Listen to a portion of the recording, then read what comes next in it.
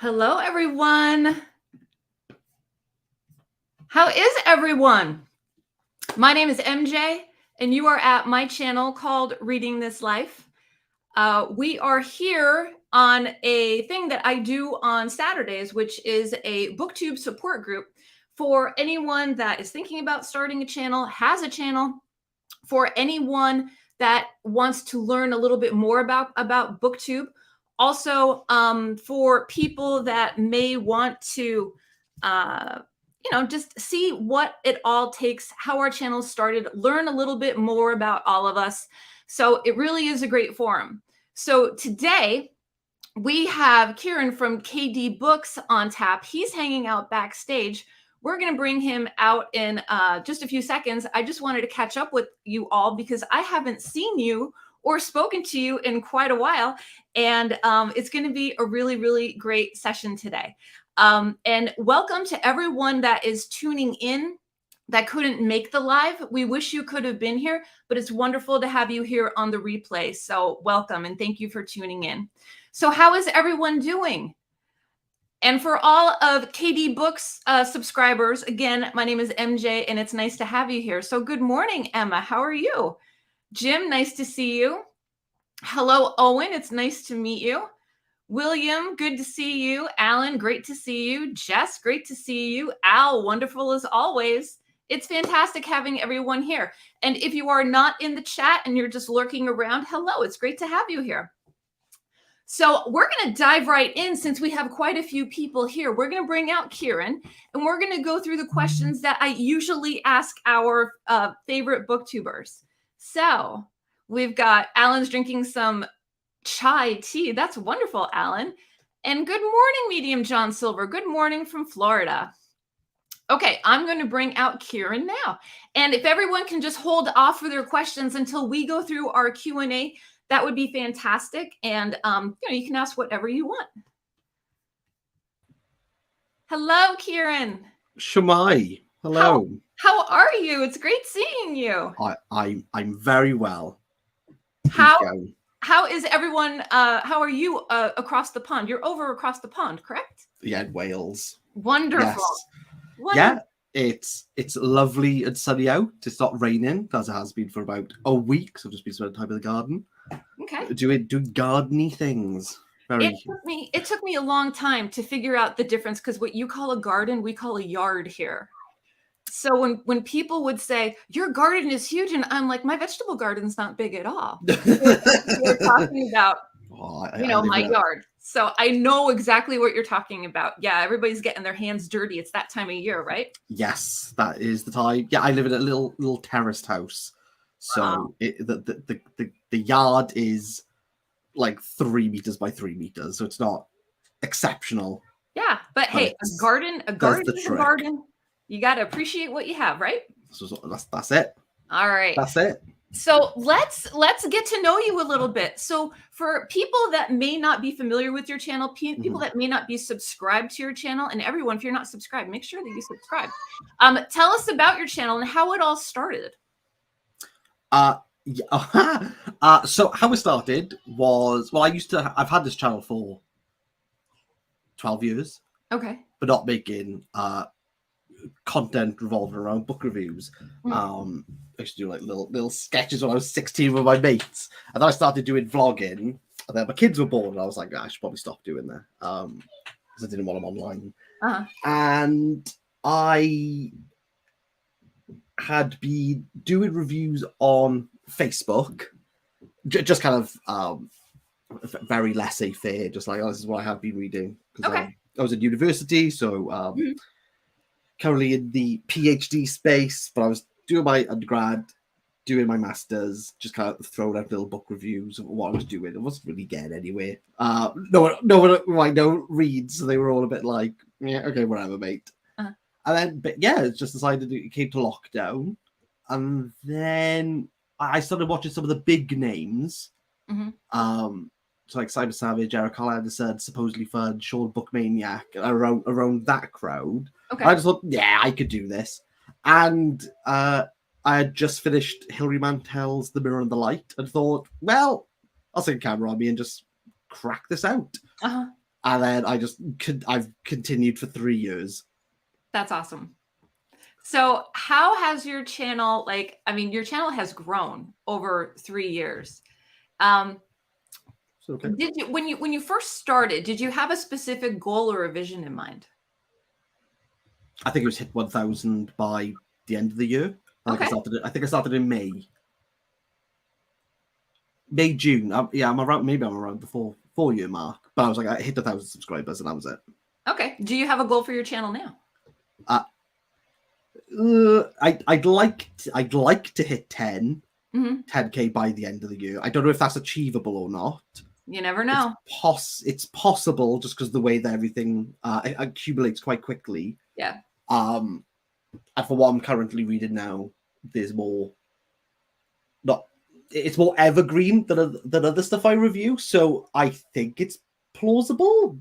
But if it happens, it happens. If it doesn't, I'm not going to quit or anything. Yeah. But it was the 1,000 by the end of the year when I started. I was like, I got 6 months. Our goals change over time, right? Like when we're first starting, we're like, oh man, like that feeling that you get when you get that first subscriber, and you're like, now I have to be responsible and I have to create content because somebody is subscribed. And then once you hit that 1,000 mark, everything after that is kind of just like icing on the cake. That's my take on it, And I'm like, when people find me, that's awesome. If people unsubscribe, hey, I'm not everybody's cup of tea, but you just keep moving in that forward direction, keep reading, keep creating content. I think that's the most important thing that we all need to keep in mind, right? I don't know. Yes, to some degree. I think you have to keep creating. Mm-hmm. But I think you should just kind of just do what you want. I don't think. Yeah. Oh no. I've never really thought about for what the expectations are of other people of me. And I think from doing and watching YouTube, but I kind of watched YouTube growing up. Mm-hmm. I've never had that thought of like, I should do this, but I've how to word it. The expectation for me to maybe talk about some books is probably up there for some people, but I'm just not going to do it. No, because you have to. My philosophy is you have to do you. I make the content that I would watch. I think I do that. I think I do content that I would watch. I'm not entirely sure, to be honest. Yeah, definitely. Okay, so when you first started your channel, specifically with BookTube in mind, what were some of the biggest challenges or obstacles that you had to overcome? Not to do the BookTube newbie tag as like the first resort. Okay. That was it. And then getting people's eyes on what I was doing. Mm-hmm. So I had kind of delved in because I was only watching about 6 people, mm-hmm. like religiously. Yeah. And I think I'm not saying that I do anything massively different, but there's a kind of formulaic, like this is kind of like the usual pattern of channels who are talking about books in regards to wrap-ups, in regards to TBR videos. So I was like, right, okay, so what is like the general consensus of the content that you have to make? But I think I probably spent maybe like a month before I started just watching BookTube content. Okay. Just like purely like the bread and butter, everything that I usually watch, parked aside, just watching continually. And then just decided what I liked and what I didn't like from that. And I think coming from that, like, because I never watched it, I didn't really have any preconceived notions of what it should be. Yeah. And I think my content does verge from the usual pattern. I'm still in line with it. Mm-hmm. But I think in regards to me like throwing bugs, rock kicking them, throwing them out windows, I think it's enough to make people be like, okay, this is a little bit different. And then I've just kind of let things be very laissez-faire. I don't script anything. Mm-hmm. I know I have like half hour, so I just come up, sit down, record. Yeah. If I think this is a stupid idea, it'll probably work. I'll probably work it out. So I don't spend more than an hour on a video in total. Nothing takes that much longer. Yeah. And I love the energy in your video. I just watched your Stella Maris review this morning. It was really good. I love that duology. Yeah. But like, how many people? So, like, for me, I always have to think, like, how many people are going to watch a Cormac McCarthy video and expect the first mention to be Romeo and Juliet, which I think it is. Yeah. And it's just that sort of, okay, this guy's a little bit different from the very standard Cormac McCarthy reviews, of which I've watched a lot because I'm kind of going through his catalog at the moment. Right. Just to kind of figure out, like, how do I stand out in that field? I suppose I've just kind of taken that road of what is usually the general patter, and is there something I could do? I don't think you can all the time, but is there something I could do that would differentiate if someone was to come across me? Because I think that's how you get people to get eyes on you. Absolutely. Go, oh, this is a little bit different to what I've usually watched. Yeah, I completely agree with you. I completely agree with everything you said. So what do you think is the best piece of advice that you learned from another booktuber? Whether by gleaning from their videos or talking to them. I have ignored pretty much every single advice from people directly. So I'm not a good beacon on there. I suppose the best piece of advice I could do from a YouTuber in general, I can give, because I basically do that, which is Black Pen, Red Pen. People probably don't know who this person is. He's an American guy who just does long form integral equations. Just like, this is an integral, let's figure out using calculus. And he did like 3 tips on what you should do. And he called it the WTF factor, because his microphone is like just some random object. That he just attaches it to. And he says the amount of people who just comment on his microphone, he said, is enough to make him go, I'll just keep using ridiculous objects for my microphone. And that's what gets people, because they've come for the mathematical equation of how to figure it out. Yeah. But have somehow stayed and have more questions about the microphone than they do the math equation. So I suppose the advice was kind of like, okay, so what do I have to do to replicate that? Yeah. And therefore, when my wife bought a piano and I don't play the piano, I thought, I will shove this in if I feel I can and is necessary. And just kind of just those sort of elements of, I don't understand what I'm watching here. Like, this is just the patter's different. Yeah. But in regards to what the biggest piece of advice I would give is, if to start, is never do tags. Never. I think they are the biggest channel killers. They're the biggest channel killers ever. Really? 1,000%. Okay. Only because I enjoy a little tag. I do. They are good because you don't have to think about them. Sometimes you do. Sometimes you do. But in regards to what people will generally pick up on, so in regards to the BookTube newbie tag, you kind of export your thinking there. And it's quite nice to be like, okay, these are the types of books that that you like. But equally, I've already gleaned that just by looking, because most people will sit behind a bookcase. So I've already gleaned, like, okay, you're a sci-fi person, you're a fantasy person, you're a YA literary. I can glean that from the first 5 seconds. So I don't really need the BookTube newbie tag. And my BookTube newbie tag was basically a meme. I was just like, I have to do it to some degree, but I want people to click on it and be like, what is going on here? And most of the people who I've come across from the BookTube newbie tag, I've done it so left of center that I kind of, it's told me more about them, because I don't particularly care about the books at that point. But I think the problem that you get is, especially with the BookTube newbie tag or with other tags, where they generate a certain amount of traffic, and you get that from the oft, people will come for the tag, they'll subscribe, but they're not really interested in anything else you have to say. And because you haven't had to think about the content, so in regards to, say, like for me, if I'm doing book reviews, although I don't script, there's a certain effort of, okay, I got to kind of work this out, rather than where do you read? I don't have to think. I can just, when I sit on my sofa. So I think when you started off, I think try to avoid those as much as possible. Try and get the other content out that is more, that you have to put a little bit more effort in, rather than someone saying, can you answer these simple questions that are very generic. Okay. Also with tags, I think they're beneficial if you know other people. So I think if you do a tag video, at the end is, and I tag whoever, no one's watching you.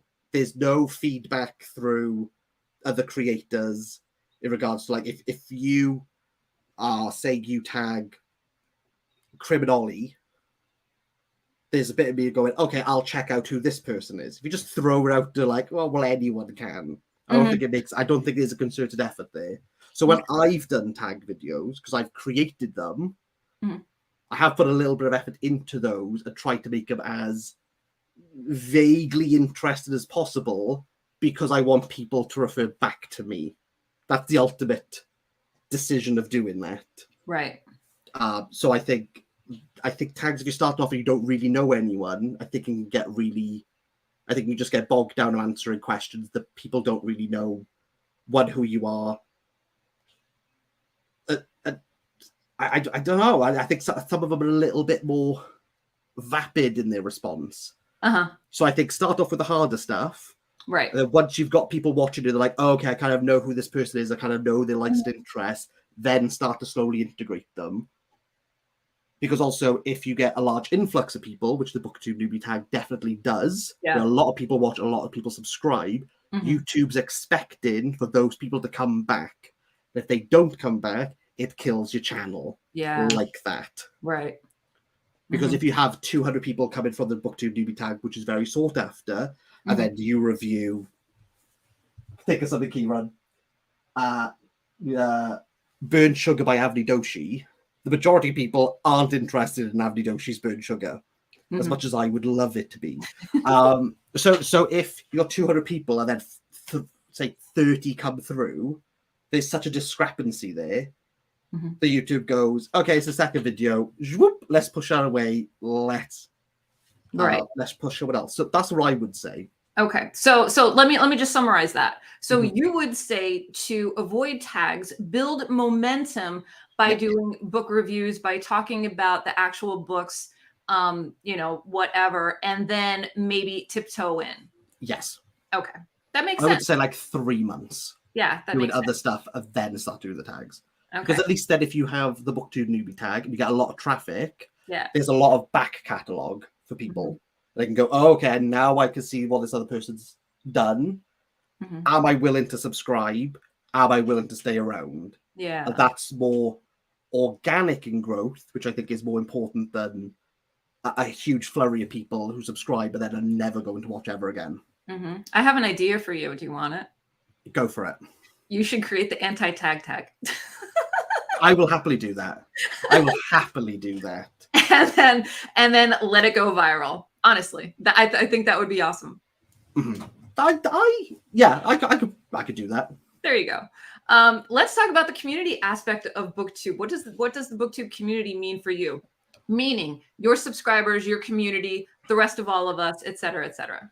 Plaque. Yes. So I have my internet. For everyone that doesn't know what that is. It's an emotion plaque. Okay. That's the only way I can describe it. But once you understand plaque, as people hear, you just know it. If there's a feeling in plaque. It's also full of in-jokes, which I'm refusing to explain. But it's a feeling, I was just going to ask. Okay. It's a feeling, it's an emotion plaque.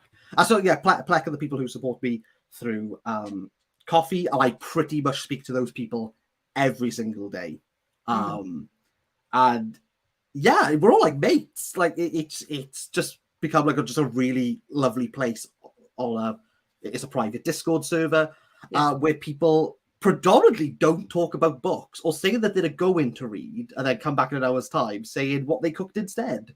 So it's a book club where no one really reads. It's great, to be honest. Or just bullying people saying, well, why haven't you read X book by now? So if Owen's still here, has he finished The New Life? Because everyone's very invested in him trying to finish this book that he said. Or making fun of people because they say that in a big book era, you have to go in to read Steinbeck's The Pearl, which is very short. Yeah. So from that point of view, I think for Plek has been, just great. It's just like just mates hanging about. That's awesome. Just talking about anything, and it's very laissez-faire over at Plek. In regards to the wider community, obviously I put a video out, and I can't say it completely changed everything for me. So I don't have the greatest job in the world, and everything's really damn expensive. And I was just kind of seeing content creators who were like way bigger than me, who definitely are making like a lot of ad revenue, and I go abroad and kind of like, oh, I've spent £400 on books. And I was just there going like, I don't know if I'm living in an alternate reality at the moment. Like, there's no feasible way that I can do this. So I made a video just being like, look, I'm on like the scraps. Like, I am scrapping myself through in the month. So I was like, I know it's going to get worse, but I can't be this person where I think the community at large is very, I don't think it's a negative. It's very consumeristic. It's like, look how much I bought. Look how there's a whole other aspect to reading that brings people in. And the reason why I think that is that in regards to like haul videos on YouTube predominantly do very well. So I think in regards to like where makeup and beauty really kicked that off, that video for that word haul for YouTube is like a guaranteed money maker for them because they'll get more ads on it. That's what I think anyway. And I was just like, I can't do this. Kind of explained my situation. Yeah. And people who I had known through the comments, but also authors who I reviewed their books in regard to publishers, and other people through PayPal and through like super chats, almost kind of like flooded my bank account. So in regards to that, like I can't say, like I there's not enough.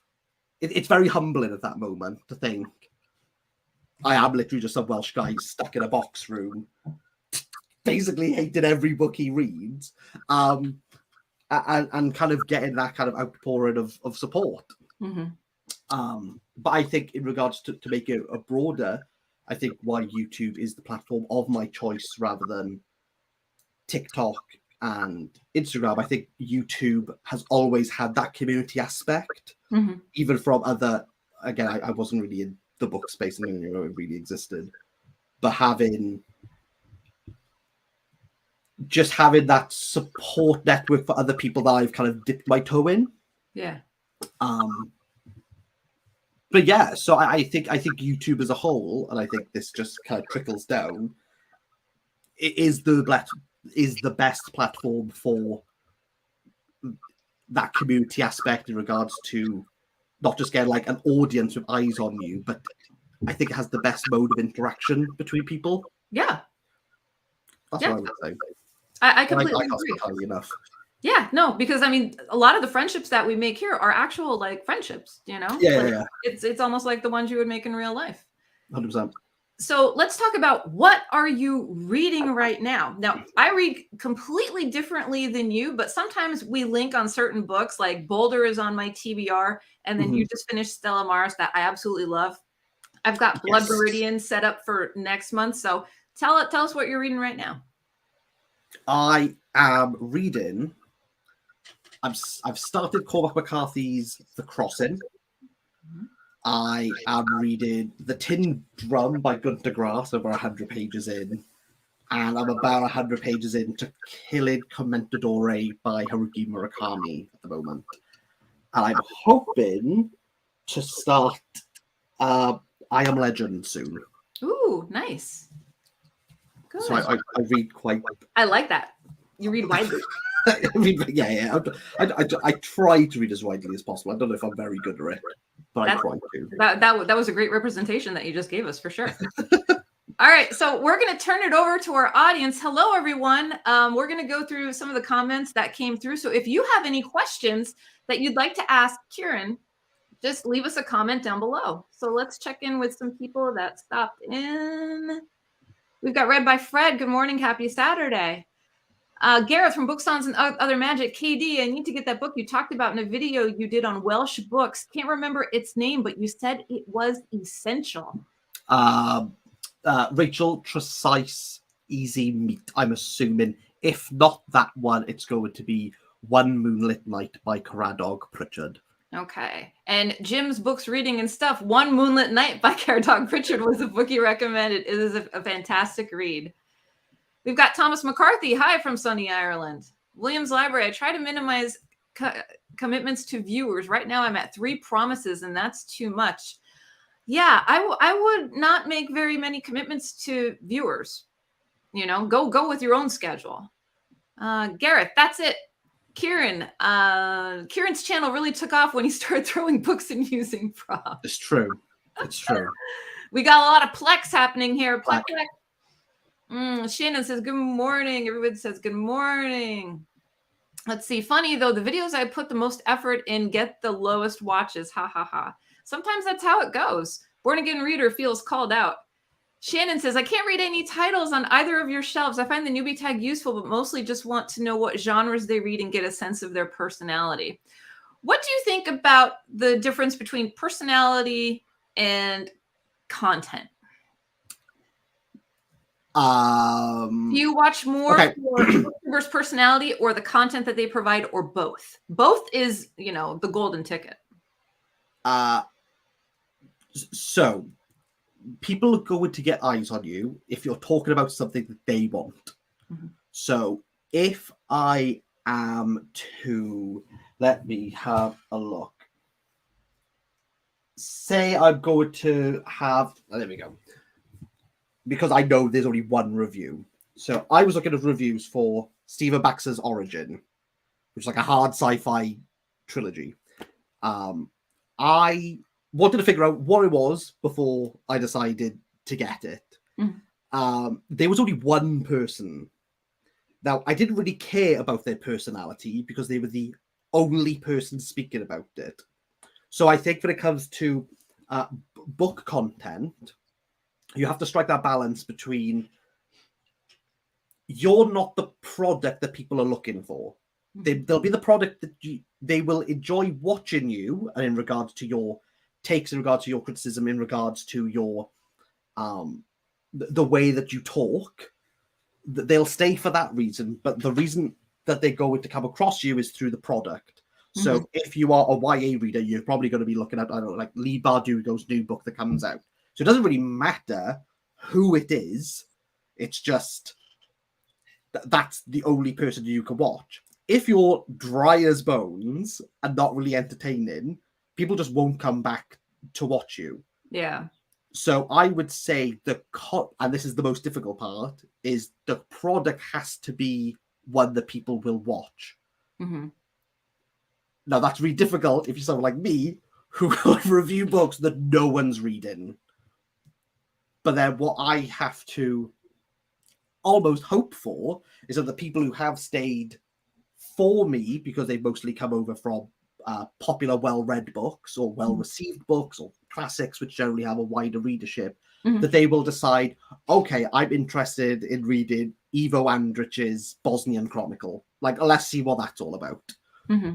And then they'll be introduced to books that way. So I would say that the personality is important to keep people, but right. I think the product that you're putting out is vastly superior than yourself. Yeah, I agree. I feel as if we're a conduit.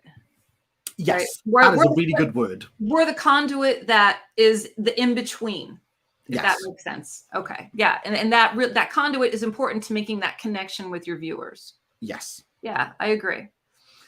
Al says, I'm shocked at how many people who are readers have no idea about Gutenberg, audiobooks, LibriVox, and libraries. Now, you don't do right? You're strictly physical. I just prefer, I do a lot of work on screens. I know a lot of people, I did the video and everyone started kicking off.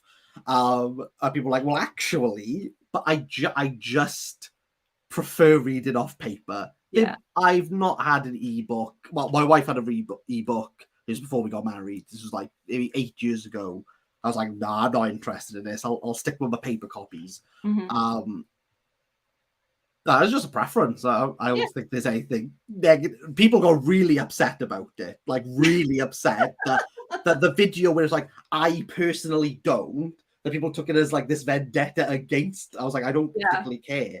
Similar to audiobooks, I like audiobooks if I can switch off. So I'll predominantly use Audible just for nonfiction. Yeah. If I have to concentrate on a plot, if I have to, so I'm normally listening to it if I'm like doing like chores around the house. And when I'm learning about the Mushroom Kingdom, there's not much plot about how mycelium works with trees. So I can dip in and out. Or if there's like a play, I'll kind of keep that on where but if I was going to do something like say like Midnight Children by Salman Rushdie, I've read it twice.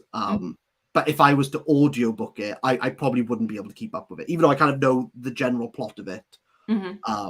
I still think I'd be a bit like, oh wait, I'm a bit confused here. Yeah. But yeah, like if it works for you, it works for you. Absolutely. I'll tell you the best audiobook I listened to this year is Stella Maris. Best one. Pure dialogue. Because of the conversation. It was like tuning into some like Law and Order TV show and just watching, this closed thing. It was really, really well done. Is it two voice actors for that, or is it? It's two. Yeah, no, that'd be perfect. Yeah, and it's the same voice actress that was in The Passenger. Oh, okay. Yeah. No, I can see that being a good one. So let's see. Okay, Gareth says, "Oh man, I Am Legend. Love that so much. One of my all-time favorites." Al says, "KD is new to me. I'm interested in how his reading is different as MJ mentioned his tastes." I don't like anything, if I be honest. I think the golden nugget with people is when I find something that I enjoy and people go, whoa, hold up, what's going on here? Yeah. I get a lot of people trying to figure out like what I like. I can't even answer it. I don't know. Yeah. The best thing out is to subscribe and just, you can find out for yourself. How's that?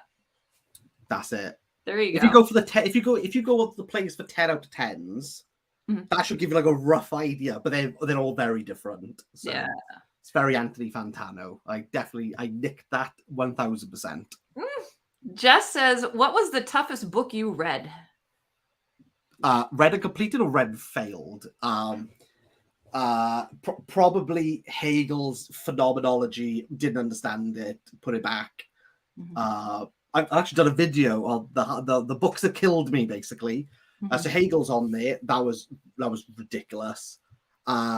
Fiction wise, I cannot in any way make it past 70 pages of Gravity's Rainbow by Thomas Pynchon. Can't do it. And another one, I don't know what happened in it. It was Umberto Eco's Foucault's Pendulum. Oh, that was one where I didn't know what was going on and why things were happening. I've got recommended that. I read Umberto's Name of the Rose a couple months ago, and everybody's really like, "Oh, you got to do the Pendulum one," and I'm like, "Okay, maybe." I've read that. I've read Baudolino. I've read Prague Cemetery, and what's this other one? The Mysterious Flame of La something. Can't remember that. But yeah, Foucault's Pendulum, different level. That's a wholly. I think that was the book that he said that was the book he wanted to write.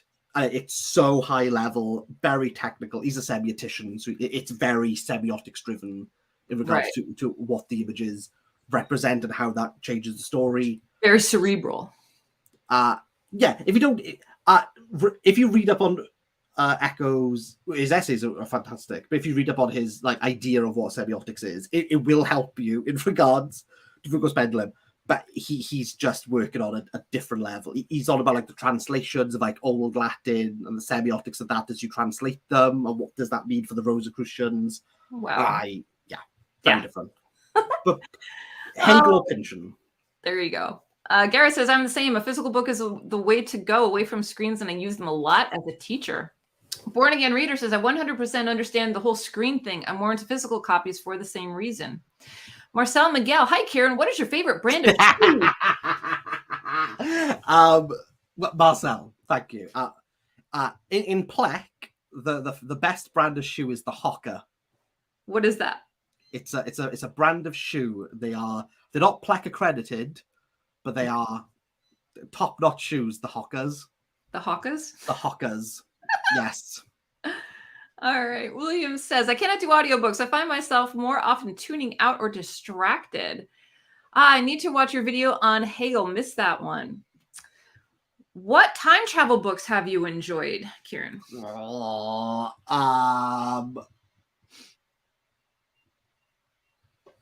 travel books.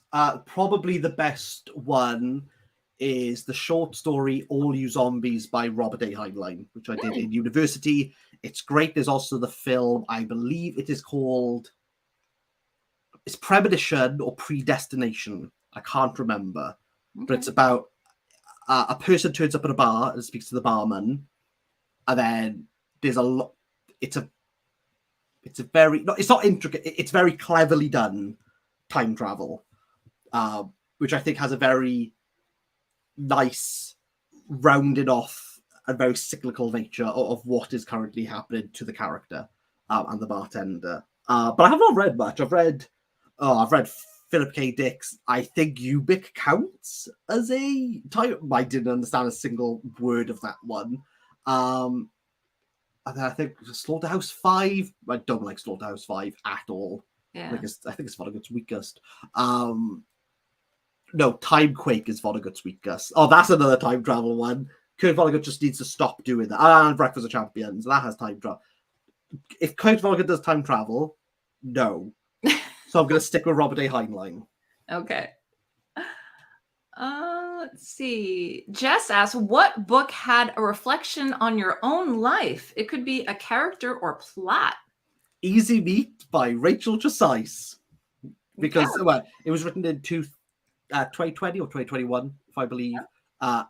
It's set in the town, like in a nearby town that I grew up in. And Rachel Tresize is from like the village over from where I grew up. I'm just talking about the Welsh South Valleys. Yeah. So it's basically all the people I know and the apoliticalness of the valleys, where it kind of doesn't really matter because you get screwed both ways. Okay. So that I would say. Nice. Let's see. Alan says, 2 of my favorite novels, Gravity's Rainbow and a book called Pendulum. A lot of Kabbalah in that. There is a lot of Kabbalah in that. But fun fact, oh, this person's going to love this. Right, there's a whole story here. So, my wife worked at a coffee shop. Uh-huh. And this guy came in and was like, I need to give this to you. He's like, I don't know why, I've just been told I need to give this to you. She was told by someone or told by his... Some random person just walked in and said this. And he passed her the Zohar, which is like the Kabbalist text. Yes. But she's not Jewish. So she thought that I had set this up. And I was like, no. But it's a completely it's this. Yeah. And I don't read Hebrew or speak it. So I have the Kabbalist text, and I'm too petrified to do anything with it. So I've just kept it. Yeah. But yeah, so my wife, she was like, who was this person? That's I was like, so I random. don't know. It's very, very weird. But yeah, he just came in with a suitcase and this was the only thing in it. I just passed it to her. I was like, I just need to give it to you. I was like, well, I don't know about this. Yeah. I owned from the Kabbalah Center the Zohar. There you go. It's like a proper copy. It's like leather bound. It's nice. I don't know why he gave it to her. And she's still confused. There she you was go. like, oh, let's give it away. I was like, you can't. No. Like, you don't mess with that. No, we're keeping it. That's bad juju. You got to hold on to it. So Right? so I've never read it. Don't particularly understand the Kabbalah or anything Kabbalist. Jewish mysticism, I just Yeah. Let's see. Alan says The Mysterious Flame of Queen Loana. That's the one. By Echo. William said, I've read one time travel story, Empire of Lies by Raymond Corey. I'm really trying to think of what I've read this time travel. Robert A. Heinlein is the only one that comes up to me. But yeah, I'll stick with that. Yeah, I've got Vonnegut. I don't think I've read much. No. Okay. Gareth says, Ubik is crazy. LOL. Timequake annoyed me. Mm-hmm. Alan says, Kilgore Trout rules. He does not. Kilgore Trout does not rule in any way, shape, or form. He's the most annoying character the Vonnegut decided to plague upon us. Gareth says, for me, Timequake was a great example of an author rambling without a compass. Yeah. It's got to be one of the worst books I've ever read, Timequake. William says, I'll add Timeline by Michael Crichton to my wish list. Alan's impressed with your Zohar. Emily Reeves says, hey. Upgrade Your Book says, howdy, KDBooks. Howdy. Shannon says, maybe he was hitting on her by giving her a copy of the Zohar. I mean, if that's the, I'd be down for that. I'd be like, yeah, that's a way. I've never seen that used before. Yeah. I think it's a valid pickup line. Here's a Zohar. Latasha Haynes popping in, stopping in to say hi. I enjoyed Recursion by Blake Crouch for a time travel book. I haven't read much time travel, though. Jim says The Time Traveler's Wife was a fascinating story. Al says, they use the semantics of Kabbalah to be synergistic. Pretty sure those who know do not say. Ooh. Al's very much into metaphysics, and his whole channel is dedicated to stuff like that, which is really interesting. Jim says, Behold the Man by Michael Moorcock could be my favorite time travel book. Have you read Michael Moorcock before? Never heard of the name. Okay. My sci-fi is very lacking. I'll be completely honest. It's very, very lacking. Upgrade Your Books, KD. I know you love Rushdie. I do love Rushdie. We all know thoroughly enjoy Rushdie. Oh, this has been great. Any more questions for Kieran? Feel free to ask. Any more BookTube questions in general? Kieran, let me ask you. You throw in some shorts every once in a while. How do you feel about YouTube? I think you have to do them for the algorithm, and that's like as far as I will go. Yeah. I just kind of placate what YouTube wants. Right. It's difficult. It's difficult because the content that I do does not work in short. People do it. I think it's very vapid to do shorts. A lot of people are like, oh, this is a great science fiction book. It's this one, and you're like, oh, okay, great. And I also find shorts feeds on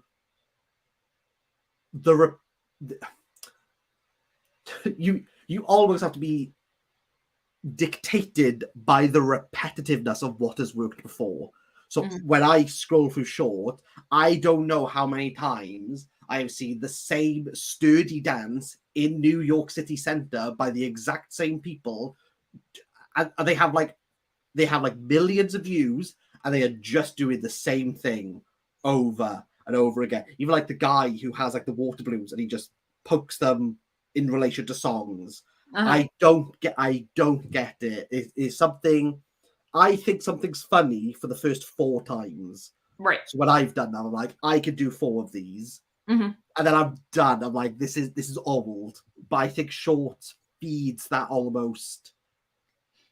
Can you do the same thing ad nauseum until people seem to watch it all the time? Right. I've watched these same people do the exact same. I know what's happening. Yeah. But yet I'm still compelled to just watch the same people do the exact same things and somehow be surprised. Right. So I do it to placate. I think they're very important. I think you'll overtake TikTok, YouTube Shorts, 1000%, especially when the ad revenue. I think they've sorted it out now. I think it's like 2 months ago. I think that will change because TikTok has like a pot and YouTube doesn't. So I think more people will migrate over or just start posting separately there. Now let me ask, do you originate your shorts over at TikTok and then pull them over to YouTube Shorts, or do you use TikTok at all regarding the same content? I used TikTok 5 times and I was like, this is way too much work. So I just do it through shorts. The shorts. Wait, like you get your phone and say record. Or I just do it there and then and pop it out. But equally, every time I have done a short, I get way more subscribers than a video. Yeah. I think when I started doing them, I think again very low effort. They're not in any way, shape, or form entertaining in the slightest. I was getting like 30 people. Mm-hmm. I didn't understand what I didn't know where they were coming from, but 30 people were like, "Oh, I'll subscribe to this." Yeah. It's pretty, and it's mind blowing too. Like the amount of shorts that get uploaded, like the amount of subscribers on YouTube is mind blowing. It really, really is. Like there's like what, 1 billion views on the platform every single day. It's nuts. Probably, yeah. But again, there's that worry for me, especially with shorts, is that if you'll get down a rabbit hole of like, oh, this works, and then you just have to do it ad nauseum. And I physically cannot do that. I shan't. I can't. Let's see. Jess says, I have The Time Traveler's Wife. Upgrade your books. Wondering if you feel Victory City was the best of his last 4, or is it Quixote? Keyshot. Or Quixote. Rushdie puts right at the beginning of this how you say it. He's very pedantic like that, so I do apologize. His last 4. So his last 4 would have been Victory City, Keyshot. Was it The Ground Beneath Her Feet? And I'm trying to think what his last 4 novels would have been. Keyshot's very strong. Unless I'm forgetting one. Unless it's like The Moor's Last Sigh. That could probably overtake it. Okay. But I think The Moor's Last Sigh was, I think I was an early 2000s book. I should know this off by heart, but I don't. But Keyshot is very strong. Victory City was very mid, very safe for Rushdie. I think it was very... sorry, he's commented. 2028... 2 years, 8 months and 28 days. That's good. It's not as good as Keyshot. Okay. Let's see. William has an interesting question. Have you or do you plan to host a reading event? What are your thoughts on BookTube reading events? What's a BookTube reading event? Like June on the Range is coming up in June for like Westerns. There's Horror Mayhem going on now. Like the themed reading month things. Like a Rushdie Con. I used to do it for Booker. I probably won't do Booker this year. I used to do them. I would love to say I like planning, and it would be nice to be like, I am going to read this thing. But I've done it with Olga Tatarchuk. So we did over on Plek, Bodge, books of Jakob. So we all read that. And kind of I put out little reviews as I went, and then the whole review that you saw was like a condensed version of everything I had done over there. We tried to do it with Kin by Miljankovic. Miljanko Jugovic. Everyone bailed on that. It was impressive how much we bailed over a Plek. And I tried to do it for Wolf Hall again. I don't know if people were that interested. But I know if I say I am going to read like only science fiction, these are the science fiction books I'm going to read, I guarantee we'll read one and decide, you know where I need to read? Rohinton Mystery next. I'm not very good with sticking to a schedule. Anytime anyone has said, would you like to read X, Y, Z with me? I say yes and instantly regret it. I have one actually with Roisin. I got to read A.S. Byatt's Possession by the end of next month, and I've not picked it up because I'm being stubborn. So I do have to read that. Yeah. So if Roisin's watching, I will. I just haven't picked it up. So probably no. I might do one for sci-fi, but it'll be very laissez-faire and very much like, I should probably just read these, just say I've read them. So do you consider yourself a mood reader? If I be honest, I don't really know what that means. I've tried to watch videos. I think people really overcomplicate it. I will. I basically, I'll come up. I'll go. Oh, I should probably read that, and then I pick it up. There's not much thought. I'm just like, I probably should. Yeah. So I'm reading like Flowers for Algernon. I finished Flowers for Algernon, and I read it because I was like, I probably should read. I should just pick that up. There wasn't any thought about it. I know when I did the Arcadian Barris, Strugatsky, Hard to Be a God. Someone was like, why are you reading 1960s Soviet science fiction all of a sudden? and I didn't comment back, but I should have just been like, there's no thought in this. Mm-hmm. I don't know what I am. I'm just kind of like, yeah, I should probably pick that up. Yeah, but it's definitely. There. It definitely sounds like you're not a TBR person. I like to vaguely know if I have to read something, but even if I do, I just prefer the like, I'll pick something else. Mm-hmm. I like the freedom. I'm a mood reader, 110%. I like the freedom of being able to put a book down and grab something else if I'm into it. Mm-hmm. Yeah. Aaron Hook says, Time Machine by H.G. Wells is worth a read. Jim asks, have you ever read Under Milkwood yet by Dylan Thomas? I've not. I got it downstairs. I got it here. I have got it here. And I was going to read it in... Oh, I did Welsh fiction for March because it's the Welsh National Month. Oh, I do events. Gosh darn it. There we go. But I'm a Welsh nationalist, so I probably was going to do that anyway. I nearly got around to it, and it got closer to April. I thought, I'll read something else now. So I didn't manage to read those. I didn't manage to read all of Cunnan Jones. So for next year, they will be Dylan Thomas and they will be Cunnan Jones. There you go. I can promise that. Nice. Alan says, love listening to that. Jim says, I get that Times Square dance when I am scrolling is short. Yes. It gets a little tiring after a couple of views. And now it's like, I bet you can't 10-triple it, and they got the same 10 people on a video. I don't understand. I really don't understand. Mm-hmm. Or, I mean, most of my shorts is just full of like really cringe people doing really cringe things. Yeah. But they're on like 2 million views, making oodles of money. So maybe I'm the idiot in this one. But yeah. Al says creativity must be divorced from the marketplace. Neats and Joyce, otherwise we risk denaturing our truth. Al comes in with some thinkers a lot. Alan, my son's middle name is Dylan Thomas. Look at that. Garrett says, I've done 2 videos on time travel, but there's still tons more out there. It's a very popular narrative device. I love it.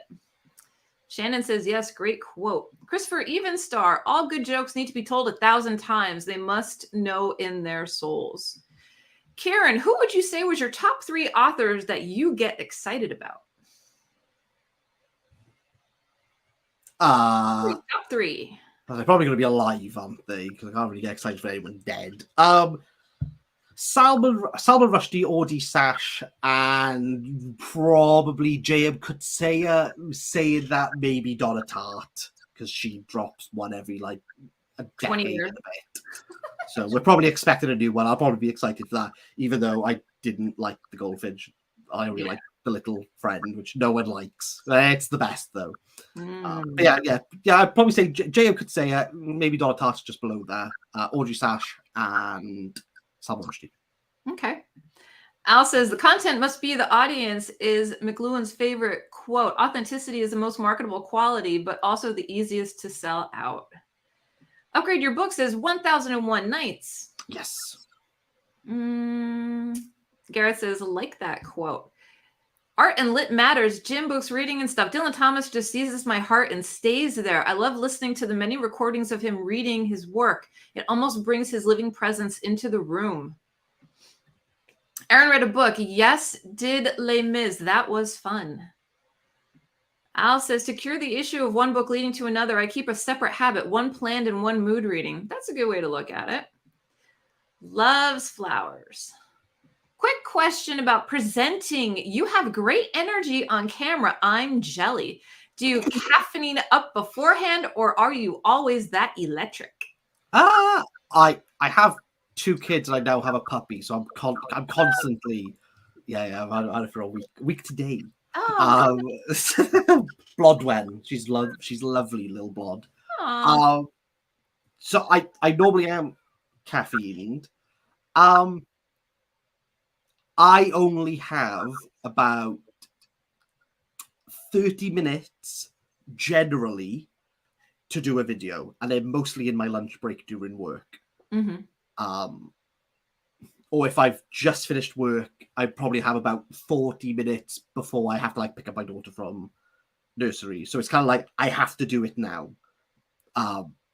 which is why I don't script anything, because that time could change anywhere. And I think a script sometimes can disturb a flow of presented, especially when you're trying to talk about general themes and segueing into little jokes or moving from characters to kind of script that. I think you can make it a little bit stagnant. So I think some of the presentation that I have is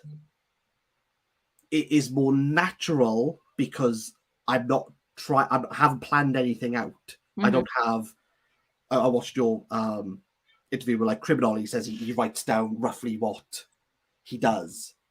I don't even do that. I just sit down. I'm like, okay, we're going to talk about Flowers Foul. We're going to talk about Stella Maris. Like, let's go. Yeah. So it's very unfettered because I'm kind of crunched on the time. But I know if I don't do it in that one session, the book's not getting reviewed. It's too late. Yeah. I mean, I did a drama degree, if that means anything to some people, but I don't think it does.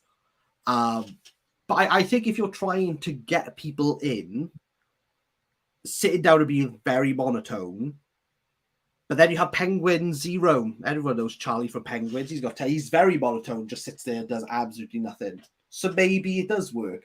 But I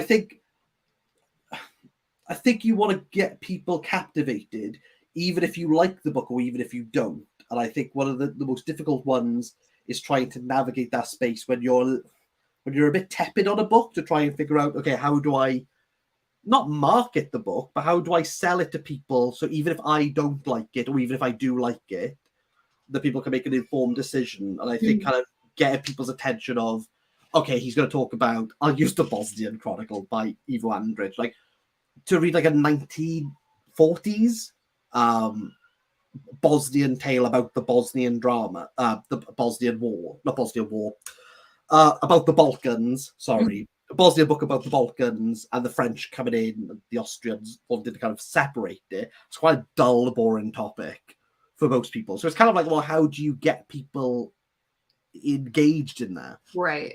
And I'm not trying to say ham it up a little bit, but there's a little bit more. I think you kind of have to work more with some books than you do with others.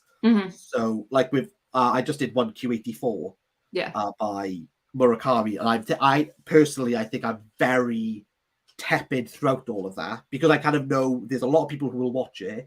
I don't really have to sell it as much because it's one of his most famous books. Most people have read it, and most people kind of know what they're getting into with Murakami.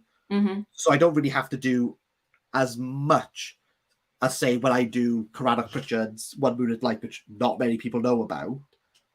I kind of want people to be like, oh, okay, he's mentioned this book before, let's click on this. And I think it's a bit more punchy in that aspect. Yeah. But I also think editing is a lifesaver. So I edit. There's not many times I will have 20 seconds of uncut footage. Everything moves quite quickly with me. And I think that emphasizes that aspect, even if I'm not like that as I'm talking to the camera. You can blur that line a little bit more. Right. Let me ask you, how long, so average to film a video, average to edit a video, average time for a thumbnail and title, what do you think? So recording about 20 minutes to an hour, say, recorded. I'll edit it that night. And I start from the beginning and I edit literally just as I go. Right. So whatever, if say it's like a half-hour video, just makes sense. I'll cut that down. That normally gets cut down to 10 minutes. Just one watch through. So that's half hour. Call it by the time you edit it out. Briefly, I use iMovie. I'm not technical in any way, shape, or form. And I can see where the gaps are. So I can skip long swathes. Yeah. So I'll do it all in one day. So I kind of know the pattern of how I worded or where I went, okay, no, we got to stop here. So sometimes I'll stop the camera, restart it again, just to have that break. So I can cut out swathes of review quite quickly. Right. So I cut down to 10 minutes, and then I'll do one scour through again, and I try to take off at least another 2 minutes. to really condense it down. Okay. So call that an hour. Mm-hmm. Upload it. Before I start a video, now I do the thumbnail as it's recording. Mm-hmm. And then title is always book by author, book review. Don't overcomplicate it. Right. Thumbnail's pretty. It's just that screenshot Mm-hmm. in iMovie of just me standing still, Yeah. holding the book. And then I normally will just shove like one word or like a little phrase, just so people can be like, yeah. It's mostly if people have read the book, they'll know the reference. Mm-hmm. Or if you've not read the book, when I explain it in the video, you go, oh, that's why he's done it. I don't think people do that, but that's what I like to think anyway. So like with Cormac McCarthy's Stella Maris to say, so it's the shape of things to come. And at the end of the video, it's about that because she gives up on topology, which is about shapes, she decides like she can't ascertain that, and then I relate it to death, which is what basically the book's about. So I like for people to be like, oh, okay, I see what he's kind of going with here. Okay. From there. And then description, I don't spend much time on at all. I probably spend 10 seconds doing an entire description. Okay. Because I plug it into ChatGPT and change it. Okay. Do you use ChatGPT a lot? I only started doing it Uh-huh. for video descriptions, and it was the quickest thing ever. Nice. And I thought, that's all I'm going to do. Yeah. And it just says, this is the book, this is when it came out, this is the author. KDBooks talks about like the characters' themes, and I just add what the themes are.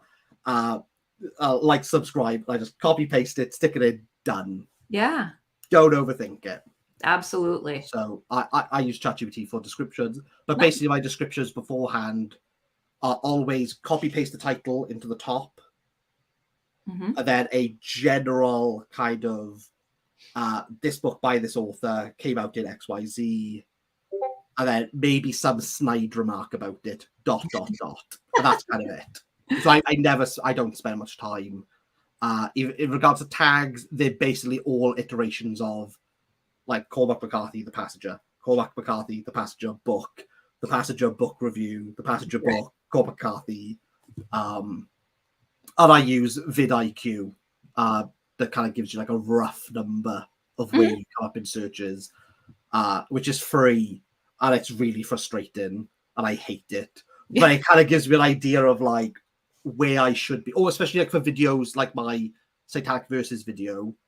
I kind of want to know where I come up in searches for the Satanic Verses. I'm pretty much always in the top 10 now. Right. Nice. So, nice. But if there's other books where I think like I probably should be higher, I will normally just log back in on the computer, kind of just see roughly where I come up. But if you are to go on vidIQ, just get the free package. Don't buy anything else. You can only see those rankings once the video is live. Correct. And they change after 24 hours. Right. So the next day, just kind of go through. But I don't spend much time on the aftercare. Yeah, I use the vidIQ too, and I find it to be helpful for sure with tags and all that. Yeah. Let's see. Flowers, another one of my all-time favorites. William said I should make that joke short I've been thinking about. Yeah, you should. Haruki Murakami art. Oh, I hope I'm not too late. Do you know? I got an interview with him. I got an interview with him next Friday. There you go. Nice. How are we doing? Guten Tag. I have a phobia about Haruki Murakami. How so? I'm just nervous to read him. He's not as bad as that. He's everything you've heard. Personally, I think is a hyperbole. Okay. Apart from 1Q84 is everything that everyone says. I think people have kind of copy and pasted that onto all of the other books. I've read Norwegian Wood, I'm reading Killer Comandadore, 1Q84. He's not as bad as people make out. There's a bit of me that's like, okay, I can kind of see why people would be like, shake fist. It's not as 1Q84 is quite He bad just in that seems aspect. kind of daunting to me. I have Kafka on the Shore on my shelf for like Oh, he's very readable. He's very readable. 7 years. I read his book on running, but that's about it. Did you like that? I did because I was a runner, so I understood it. All of his style is very much like that. From the books that I've read, and the colorist Suzuki Sasaki, Tsuru Sasaki. It's very buttery smooth. It's very easy to read him. He's not that. I would maybe don't do Norwegian Wood or 1Q84. I think maybe try the other ones. Try. I have not read Kafka, but I got baby steps. I'm going to do baby steps. Do that. It's very good. Celeste says hello. We're saying hello. Well, keep it up. It makes you a delight to visit through the screen. That was regarding your energy. Yes. Aaron read a book. I don't know if you said, but what program do people use for editing? I just use iMovie because it's on the MacBook. Yeah, I use LumaFusion. It was a pay one price forever, and you get all the updates and upgrades, and that's what I taught myself with. So for my earliest videos, because I know people panic about this, all of it was done through my phone. Yeah. Oh, I do everything from my phone. So I did. Yeah, my edited, my video recorded. I used the front camera. I know, very bougie. I just did that. Yeah, that's what I do now. Yeah, I used the MacBook. It's got iMovie on there. I would never pay any money to do Final Cut. I think for what I do, there's literally 0 point. Yeah, I completely agree. Chatty says hello. I made it to one. Kieran says hello. Yeah, looking forward. Kafka in the Shore is a good entry point for Murakami. Thank you so much. I appreciate that. Can't wait to have the talk with you. And that's going to be when? Next week? I'm doing it on Friday. I don't Nice. I don't know if it's a live stream, actually. I'm not entirely sure. But yeah, it will be on 1Q84. Wonderful. Let's see. I leave quotes that agree with the guest views or comments. Somehow, with the delay, they lose the relevance. Sorry, I can't get to them fast enough. All right. Well, this has been excellent. Does anybody else have any final questions? We're going to wrap it up. I don't want to take up too much more of your time. Again, thank you so much for spending a little bit of your day with us. Thanks for going through the questions and being an awesome channel to keep up with, to subscribe, to watch your reviews. Great energy, and I wish you all the continued success for sure. Thank you. Yeah. And Plek. Yes. Plek. We will get it down. They say, no live stream. It will be a podcast solely about 1Q84. I'm just turning up. That's all I'm doing. I'm turning up and talking. There you go. Thanks for the share. I enjoy the alternative views. That is a YouTube thing, not the host. You do fab. And then we got a plaque. Wonderful. All right, everyone. Well, I hope you are having a great day wherever you are. Make sure you're taking care of yourself so you can take care of others. Thank you for everyone that's watching on the replay. We're sorry you couldn't make it, but we're so glad that you're here. If you have not subscribed to Kieran's channel, I will leave his channel linked down below. And, we'll see you in our next videos. All right, everyone. Goodbye for now. Have a great day.